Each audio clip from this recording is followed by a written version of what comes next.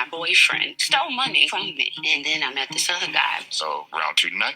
There's a lot to unpack here, Andy. Why are you not married? Do you even want kids? Mr. Green, how may I help you?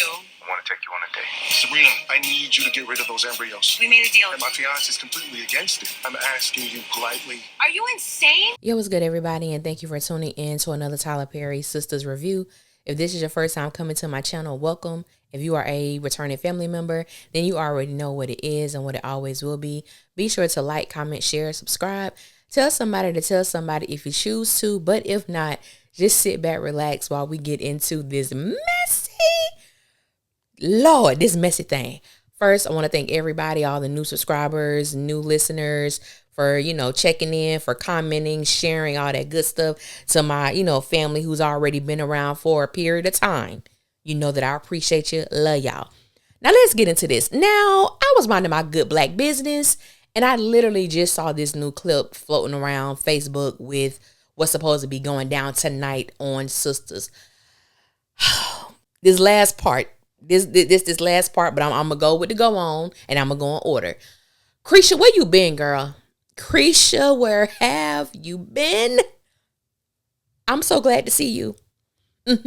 I'm so glad to see you because Danny needs a much needed session with you because, baby girl, she done won this $75,000. She don't know how to act. She done tossed $10,000 in her house. Now, granted, it is Danny's house. She should be able to leave things any way that she wants them. But you're living with a bum. She's staying with a bum.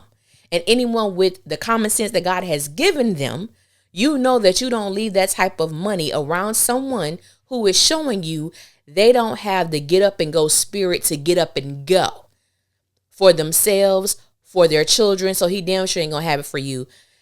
Now, what really got me, is that Danny is still claiming Tony as her man. She tells Creisha that her boyfriend stole from her. I said, I'm sorry, you're who? Are you saying he was your boyfriend at the time of the stealing? Or are you saying that he is your boyfriend currently? I need some clarification. We'll get that tonight. But as I told someone in my comments a few days ago, Danny has not been definitive on whether or not she actually ended the relationship with Tony. Yes, she made him get out of her house, but it was no definitive declaration that we are over. I don't ever want to see you again. If you ever see me again, act like you don't know me. We didn't get that. And I didn't get those vibes from Danny either. So I'm not really sure where she stands with him. Then she brings up that she met someone else. And she's referring to Officer Green. Why is Officer Green taking up mental space in this session that you're having with Creisha? He is a non-factor, or he should be. So the fact that Danny brought him up let me know that it's going to be something there. And when I tell y'all I'm not here for it, I'm not here for Officer Green. I think he is a very attractive man. I don't mind looking at him, but I don't know where the writers are going with this Officer Green, Danny, and Andy triangle, but I don't want to see it.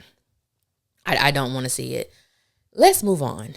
Mama Barnes, I'm going to need you to pipe down, ma'am. And it's so interesting because she's aware of Andy's lifestyle. She asked Andy, why isn't she married? Does she not want to have children? And my thing is this. Sadly, there are a lot of family members like this. Damn, doing the work to become a healthier and better person. Just get married and have a baby because that is the end all be all, right? Marriage and a baby is supposed to make every woman magically better. And I remember I used to have those conversations where people would ask me, when you going to have a baby? And my response would be, whenever you commit to help me financially take care of them. Because it's all good and dandy. Yeah, girl, when you going to have a baby? You the only one that ain't got a baby. And when you going to get married and so on and so forth. And then when that person has a baby and then they have another one and they're struggling and they're asking you for help, the first thing someone will say is, I don't know why she sat up there and had them kids. She knew she couldn't take care of them. Oh, but we forget about the pressure that was put on these people to get married and to have children. Now I'm looking at Andy's mom, and it amazed me because this character, as I've stated several times before, this character feels so familiar because I've met this type of woman on so many occasions, especially within the church environment. People love religion and then they denounce, or not, let me not say denounce, they distract from relationship, because religion is religion and it is what it is. But when someone doesn't have a personal relationship with God or whomever they may worship, that's where your strength comes from, favor comes from, clarity comes from, discernment comes from. But a lot of women unfortunately feed this bullcrap into their daughters, where they don't care about their mental state, their psychological state, their all around well-being. I just want you to get married and give me a grandchild, when that woman is dying inside, when that woman is not her best actualized self. And that's, what I see with Andy's mom. And it's sad, because there are so many mother and daughter dynamics that resemble this, and it's quite unhealthy. Sometimes you have to be very stern with your parents. You have to set clear boundaries about what I will discuss, what I won't discuss. You don't have to be disrespectful, but let them know, especially when they're just harping on the fact that they want you to be married and with a child. Because in actuality, how does that benefit Andy right now?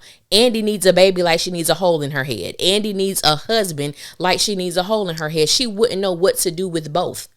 She wouldn't know what to do, because she hasn't even done the work on herself yet. But, that's society, and that's really, how it is. So I will give them big ups for writing this character. And the woman who is performing, she's doing a great job, because she definitely feels familiar to me. Now, Officer Green, I'm really trying to find out, is this man trying to bag Andy and Danny in the same night? What does he believe is going on? He gives me weird threesome vibes, because is that what he's trying to do? Because we see him call Andy to set up a date, and then he's telling Danny, round 2 tonight. What you mean? Y'all ain't had round 1. What the hell is going on? Officer Green, I'm going to need you to serve and protect, because right now you're not doing either, sir. You're not doing either, and you're wasting the taxpayers' money. Now, y'all, this is where the is about to go down. Now, Sabrina, I'm going to hold your hand when I say this, sis. Oh, so suddenly I got a problem. Oh, yeah, you got a problem. What's my problem? You make bad choices in this. You don't know how to pick them. Baby, why is DOMANY engaged? Y'all, why is DOMANY engaged? I am convinced. I am more than convinced that the writers do not want Sabrina to have nice things. Not only do they not want her to have nice things, they don't want her to have a nice, good, healthy man. Let's start with Calvin. In the beginning, Calvin was cool. Calvin was all right, except the fact that he wanted Sabrina to stick things up his ass that she didn't want to stick up his ass.